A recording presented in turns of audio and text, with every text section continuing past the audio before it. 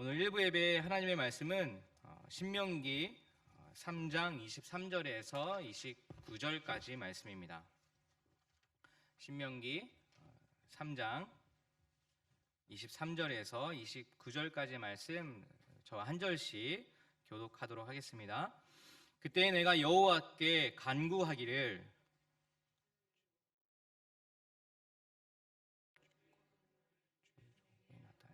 시작하셨사오니 천지간에 어떤 신이 능히 주께서 행하신 일 곧 주의 큰 능력으로 행하신 일같이 행할 수 있으리이까.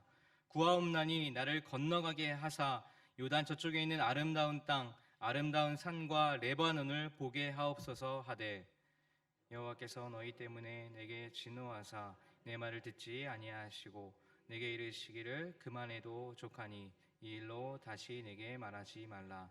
너는 비스가 산 꼭대기에 올라가서 눈을 들어 동서남북을 바라고 내 눈으로 그 땅을 바라보라. 너는 이 요단을 건너지 못할 것임이라.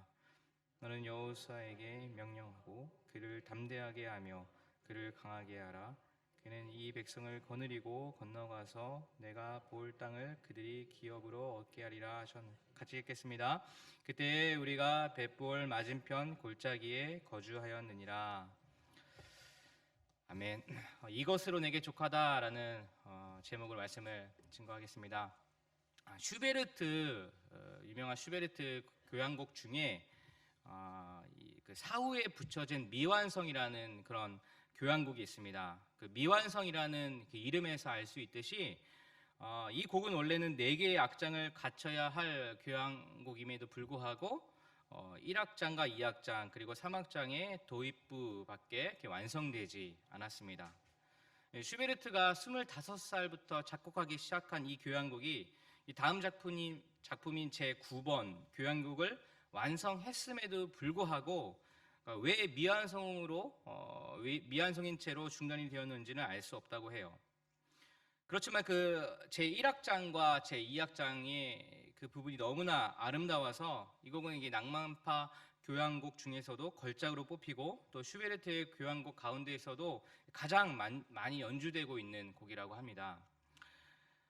본문에 나오는 모세의 인생이 마치 그 마지막이 마치 미완성인 것처럼 명확하게 끝을 맺지 못한 것 같기도 하는 장면이 오늘 본문에 나와 있습니다.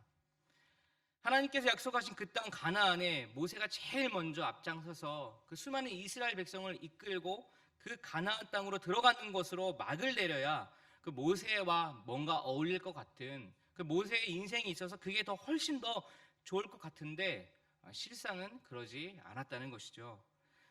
마치 모세의 인생이 미완성 작품처럼 그렇게 끝난 것 같지만 지금 우리들이 모세를 보고 우리가 모세 오경을 읽거나 또 말씀을 읽을 때 우리가 모세를 바라보고 생각하는 것은 그 인생이 얼마나 크게 하나님께 쓰임받았던 인생이었는가. 우리는 그 가나안 땅에 못 들어간 그 모세보다 늘 하나님께 충성되어지고 그 삶이 늘 성실했던 그런 모세의 모습을 더 잘 기억하고 있습니다. 마치 슈베르트의 미완성 교향곡이 다른 어떤 곡보다 유명해진 것처럼 성경에서 이 모세라는 인물과 그의 인생은 모든 크리스찬에게 있어서 더없이 중요한 그런 믿음의 사랑으로 본을 삼게 되는 것처럼 말입니다.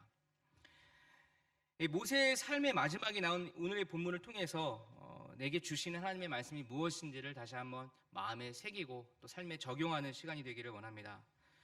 우리는 분명 하나님이 기뻐하시는 그런 삶을 또 기뻐하시는 일을 하고 있음에도 불구하고 그것이 내 예상대로 또 내 계획대로 착착 되지 않을 때가 우리가 가끔 있습니다.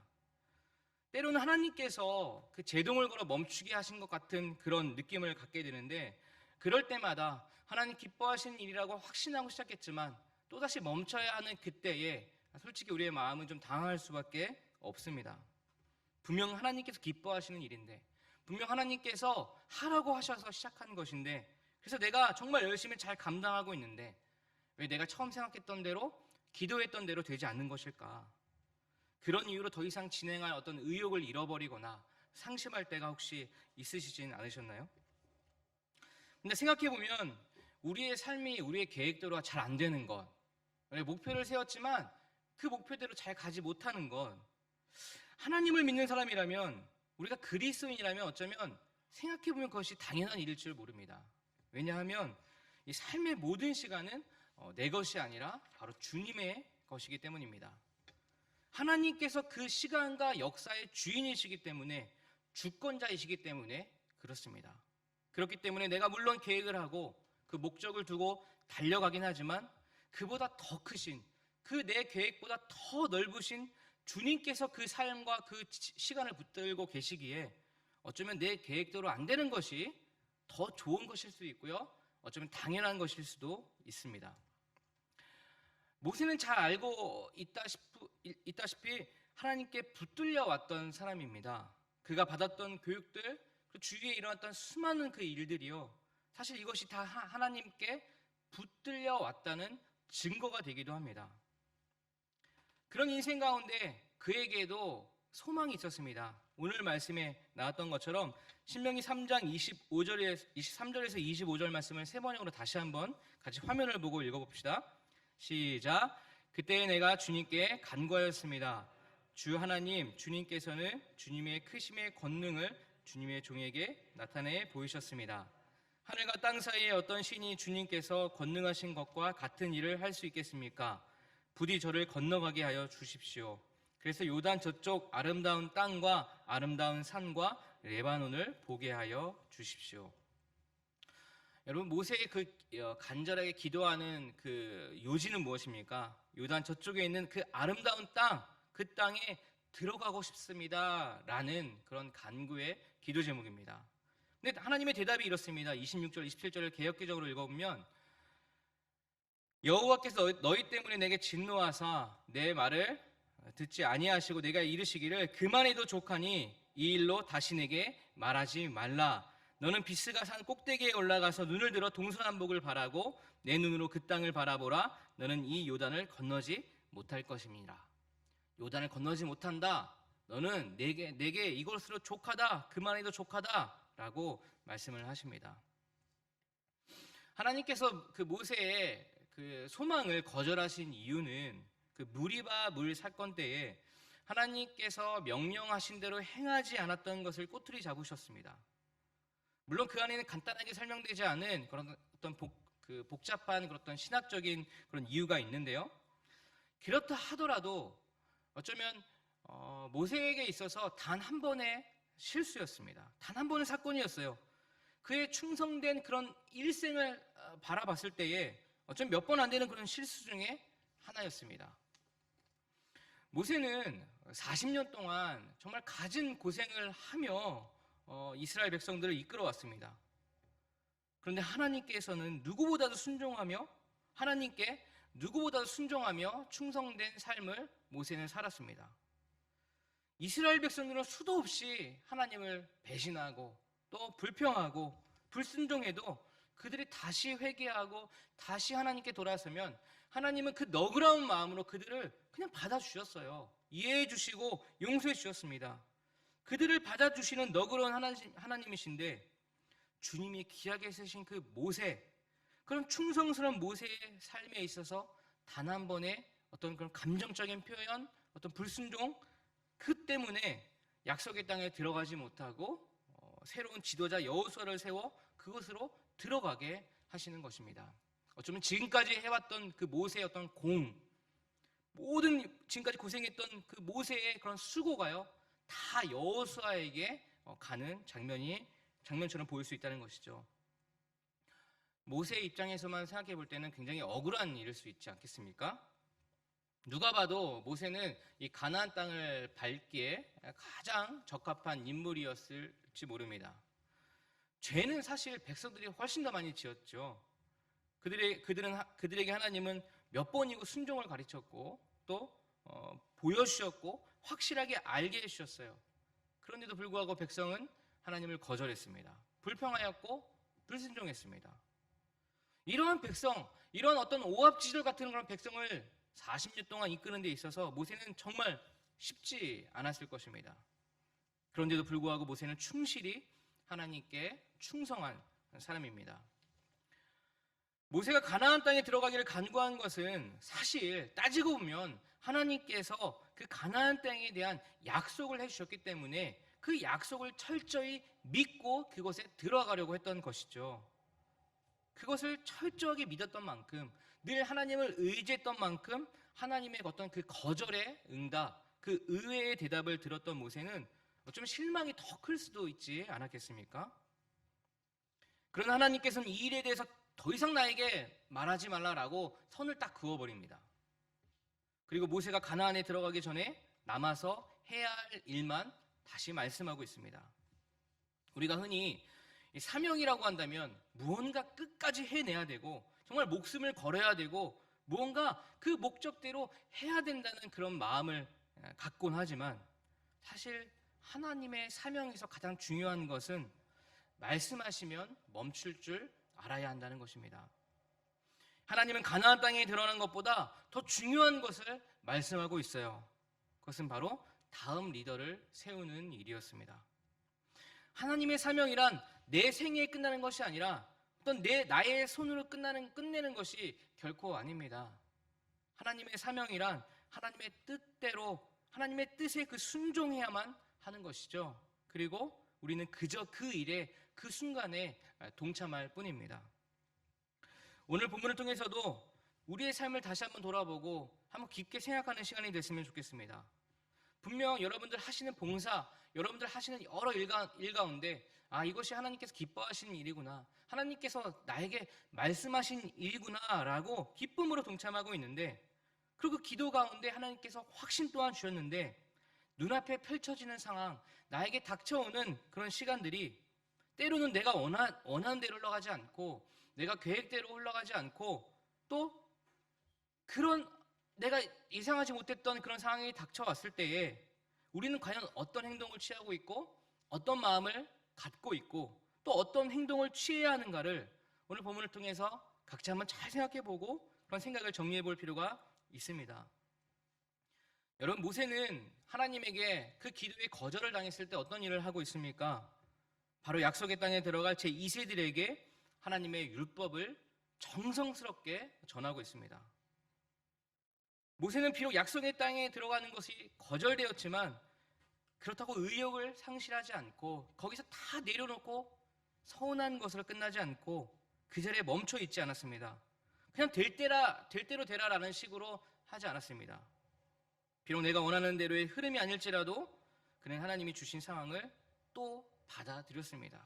그리고 거기서 한 발 더 나아가 그가 할 수 있는, 그가 이 상황에서 할 수 있는 것에 대해서 최선을 다했다는 것입니다. 하나님께서 말씀하신 범위 내에서 그는 최선을 다해서 그 일을 감당하고 있는 것입니다. 결국 하나님이 거절하셨으나 그 거절하신 그 뜻에도 모세는 적극적으로 순종을 하고 있는 것입니다. 이 말씀을 묵상하면서 제가 몇 년 전의 일이 하나가 생각이 났습니다. 예전에 이 캠퍼스 라이브를 한참 할 때였습니다. 저는 그때 캠퍼스 라이브 이렇게 전체에 대한 맞도매를 하고 있었고요. 담당자였습니다. 제가 금요일로 기억이 되는데 제 아내가 담당했던 그 캠퍼스를 그날 이제 가기로 미리 전부터 계획을 잡고 있었어요. 저는 이렇게 캠퍼스 라이브의 이렇게 담당자로서 이렇게 마음이 뜨거웠습니다. 그래서 오래전부터 영혼의 열매를 위해서 간절히 기도해 왔어요. 이번에 꼭 새로운 영혼 만나서 복음을 전하고 또 그 영혼이 꼭 예수님 만나면 좋겠다. 또 우리 교회 연결되어서 정말 예수님 만나서 예수님 제자로 살면 좋겠다라는 그 기대와 소망이 있었고 열심히 준비하고 기도했습니다. 그 열정으로 마음이 뜨거워져 있었고 이 뜨거워진 마음 하나님께서 분명 기뻐하시는 마음이라 제가 의심치 않았어요. 제 아내가 담당했던 학교를 제가 오후에 이제 가려고 했는데 먼저 준비를 위해서 그 학교 근처 카페에 먼저 간 아내의 부탁이 있었습니다. 그 부탁은 뭐였냐면은 당시 집사님들이 정성스럽게 만들어준 그 도시락을 가지고 와라라는 부탁이었어요. 근데 제가 그것을 그냥 까먹고 그냥 제 몸뚱아리만 그 캠퍼스에 간 거예요. 라이브 할 시간이 다 됐는데 차에서 내리면서 순간 도시락 안 갖고 왔구나 그런 생각이 들었습니다. 심지어 다른 교육자님도 그 반 정도를 가져오기로 했는데 그거를電車 위에 짐칸에다 놓고 그냥 내렸다는 거예요. 라이브와 한국에 맛있는 도시락이 있습니다라고 이렇게 전도를 했는데 덜렁 라이브만 있게 된 상황인 거죠. 얼마나 당황스러운지 모릅니다. 제가 아내에게 도시락 그냥 두고 왔어, 교회 그냥 두고 왔어, 잊어먹었어 했을 때 그 아내의 그 눈이요, 전 아직도 지금을 잊을 수가 없어요. 제가 진짜 오늘 죽었구나, 나 오늘 집에 못 들어가겠구나, 이런 생각이 들었습니다. 제가 오죽하면은 캠퍼스 주위에 있는 한국 식당을 막 찾아봤어요. 구글로. 있으면 거기 가서라도 빨리 김밥이라도 좀 사오려고. 다행스럽게 사무실에 이렇게 전화를 하니까 우리 동기 일본인, 정말 천사 같은 일본인 그 교육자님이 정말 그 도시락을 들고요, 그 놀이카이 하는데 그 환승역까지 들고 와준 거예요. 저는 막 정말 죽으라고 뛰어가서 그것을 받아가지고 정신없이 뛰어와서 그 라이브한 장소에 정말 길이 끝날 때 딱 맞춰서 도시락을 전해줬습니다. 그 카페에서 라이브를 듣고 또 은혜 받은 영혼들, 또 맛있는 그런 도시락을 먹는 영혼들을 보면서 참 마음에 감격이 있고 참 다행이다라고 하면 좋겠지만, 사실 제 마음은요 너무너무 힘들었어요. 왜냐하면 제가 그 라이브를 위해서 굉장히 오랫동안 기도하면서 준비해왔거든요. 그래서 꼭 새로운 영혼 만나서 정말 일본인 영혼, 정말 주님 만났으면 좋겠다라는 마음으로 정말 오랫동안 기도해오고 또 열심히 준비해왔어요. 근데 전도는 단 1분도 하지 못하고 영혼에게 예수님 전하는 그 단 한마디도 하지 못하고, 저는 그 도시락 때문에 정말 뛰어가서 그 도시락 가지고 오냐고 너무나 힘들었고요. 또 많은 사람들도 저 때문에 얼마나 그 걱정을 했는지, 얼마나 그 마음을 힘들게 했는지, 이런 생각을 하니까요 정말 제가 마음이 너무너무 힘들었어요. 그래서 그날 이제 금요일이었는데 금요 기도회가 있어서 제가 이제 미리 교회에 와서 3층에 이제 올라가서 기도를 했습니다. 마음이 너무너무 힘들어서 제가 이렇게 하나님께 기도를 했어요. 하나님, 제가 뭐 다른 일 하려고 했던 것도 아니고, 제가 뭐 욕심 챙기려고 했던 것도 아니고, 오늘같이 이렇게 준비를 제가 정말 기도하면서 정말 철저히 준비했는데, 그리고 이것이 하나님께서 기뻐하시는 일이라고 생각하고 기도했는데, 영혼은 단 한 명도 만나지 못하고 이리저리 다른 사람들 마음만 분주하게 하고, 저도 너무너무 힘들고 도대체 이게 왜 그렇습니까? 하나님, 왜 이런 일이 벌어진 겁니까? 라고 서운함이 가득한 기도를 드리고 있었습니다. 그런데 기도 중에 마음속에 들리는 하나님의 음성이 있었어요. 하나님, 이것이 정말 제가 할 일이었습니까? 라고 기도했을 때 하나님께 주시는 마음이, 그것이 네가 할 일이었다 라고 말씀해 주셨어요. 도시락을 들고 분주하게 그 시간에 맞게 달려야 하는 일이 오늘 네가 할 일이었다라고 말씀해 주시는 것 같았어요. 내가 오늘 해야 할 일은 나는 많은 영혼을 만나고 그 영혼에게 정말 복음을 전하고 그 라이브가 있는 카페로 안내를 하고 약속을 잡고 예수님을 전하고 다시 교회로 인도하고 그 영혼이 정착되어 예수님의 제자가 되는 모습을 상상하면서 소망하면서 그렇게 기도하면서 달려왔는데, 하나님께서 저에게 그날 원하셨던 것은 네가 비록 도시락은 잊어버렸지만 어쨌든 그것을 시간에 맞게 들고 달려와서 도착하게 하는 그 일이 네 일이었다, 내가 원했던 일이었다, 내가 그것을 기뻐한다라고 마음을 주셨을 때 저는 그 순간 다 무너지게 되었습니다. 오늘 본문의 내용을 묵상하면서 주어진 상황에 묵묵히 순종하는 그 모세의 모습을 보면서 저에게는 얼마나 큰 감동이었는지, 얼마나 큰 감격이었는지 모릅니다. 그리고 그 하나님의 답을 듣는 모세의 마음 또한 저에게 전해지는 것 같아서 마음이 참 아프기도 하고 또 감동도 되었습니다. 이 모세와 비슷한 사건은 다윗 때에도 있었습니다. 자신이 살고 있던 궁전, 그러나 그 하나님의 법궤가 머무는 그 초라한 곳을 보면서 마음이 아파서 정말 하나님의 궁전을 짓기를 원했어요. 그 마음은 누구보다도 간절했고 누구보다도 순수했습니다. 그런 하나님이 보시기에 그 다윗의 마음을 좀 아름다운 마음으로 충분히 받아주시면 좋았겠지만, 하나님의 대답은 여러분 잘 알고 싶으신 것처럼 노였습니다. 아니다, 거절하셨어요. 그리고 대신 너희 아들에게 그 일을 하겠다라고 말씀을 해주십니다. 근데 더 놀라운 것은 다윗의 반응이에요. 어쩌면 억울할 수도 있고 서운할 수도 있지만 다윗은 그때 하나님께 감사의 기도를 합니다. 그리고 그는 아들이 성전 건축을 잘할 수 있도록 모든 준비를 충실히 해줍니다. 묵묵히 그 일을 감당합니다. 다윗의 인생은 철저히 하나님의 인생에 붙들린 인생이었습니다. 또 하나님이 허락하신 그 상황 안에서 하나님이 말씀하신 그 내에서 자신이 할 수 있는 최선을 다 했다는 것입니다. 모세도 다윗도 모두 하나님이 기뻐하시는 일에 동참하고 있었음을 잘 알고 있습니다. 그러나 그 상황 속에서 더 나아가기를 원하여 하나님께 간구하였지만 하나님은 거절하였습니다. 그러나 허락하지 않으실지라도 그것을 받아들일 수 있는 믿음의 자세, 그리고 그 허락된 상황 안에서 최선을 다하는 자세, 그것들이 우리가 그 성경의 위대한 인물들을 보면서 배워야 할 자세, 또 우리의 믿음 생활의 귀한 본이 되기를 원합니다. 이래도 저래도 하나님께서 말씀하시는 것에 받아들일 수 있는 믿음을 가지고 최선을 다해 그것을 감당해 나가는 것, 이것이 우리의 그 짧은 삶을 빛나게 할 줄 믿습니다. 오늘 본문에, 그리고 오늘 말씀 제목에 하나님께서 모세에게 너는 이것으로 족하다라고 말씀을 하십니다. 여러분, 그 음성이 하나님께서 모세에게 하시는 빈말일까요? 그렇지 않습니다. 이것은 아버지가 아들에게 하는 진심의 말씀입니다. 그것으로 괜찮다. 그것으로 내가 만족한다. 너 할 만큼 했다. 그것으로 내가 너무나 기쁘다라는 말씀입니다. 여러분, 하나님은 우리의 정말 아버지로서 우리의 최선이 무엇인지를 가장 잘 알고 있는 분입니다. 우리에게 있어서 가장 좋은 것이 무엇인지를 알고 계신 분이에요. 나보다 내 인생에 대해서 더 잘 알고 있으신 분입니다. 누구를 믿어야겠습니까? 내 자신입니까? 아니면 다른 사람들입니까? 우리 주님이십니다. 우리 주님만이 나의 인생 가운데 가장 좋은 거를 알고 계신 분입니다. 일어나는 상황이 있어요. 내 마음을 흔들게 하는 것들이 있습니다. 사람들의 눈초리가 있습니다. 자존심이 있어요.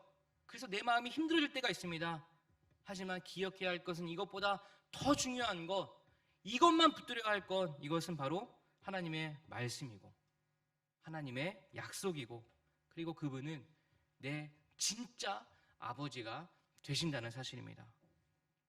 우리에게 일어난 모든 환경, 하나님께서 붙들고 계시다는 확신을 가지시고 모든 환경을 감사함으로 받아들이시고, 그리고 그 안에서 우리가 할 수 있는 것을 최선을 다해 감당해 나아가는 그 인생 가운데 정말 빛나게 해주실 주님만을 붙드는 저와 여러분 되시기를 기도하겠습니다. 사랑의 하나님 아버지, 우리의 마음이 주님께로 집중되어질 수 있도록 인도하여 주시옵소서. 보여지는 환경보다, 들리는 사람의 음성보다 하나님의 말씀에 집중하고 하나님의 마음의 귀를 기울이는 저희들이 될 수 있도록 인도하여 주시옵소서. 주어진 상황 속에서 무엇이 최선인지를 잘 분별케 하시고 무엇보다 주님의 마음에 우리 안에 가득할 수 있도록 인도하여 주시옵소서.